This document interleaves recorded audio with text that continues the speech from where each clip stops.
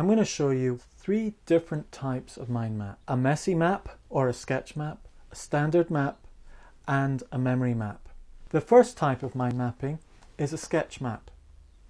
And what I find is I have in my mind when I'm going to do a sketch map, a standard map, or a memory map. And it gives me the freedom and the permission not to do all of the principles of mind mapping. So when I do a sketch map, I do a central image like this with branches and keywords, and I do it black and white because it's simple and it's quick. That's a sketch map.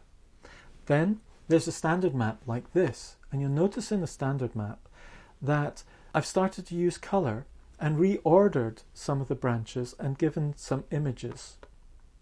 Then there's a memory mind map, which I don't actually do that often, but when I do, it's really important. I use it for important things to remember, like talks that I'm giving, or an exam, a test, anything like that that you really have to remember. I take some time and I make it a memory map. There are times when you need to turn a sketch map into a memory map, and sometimes you don't need to, so don't waste your time on it. Sketch map captures the information for a lot of the time, and that's enough.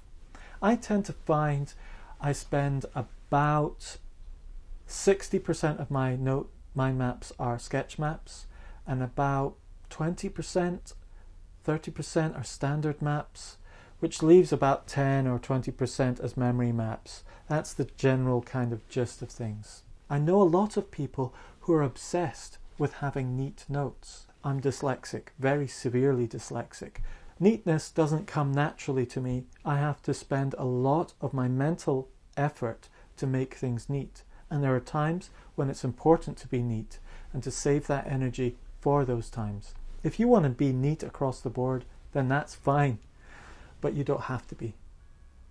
And it's important in all of this that you be who you are, and you'll find a sense of freedom coming when you make that choice. In this video, I've shown you how mind mapping is a process, often going from a sketch map to a standard map, and occasionally going to a memory map.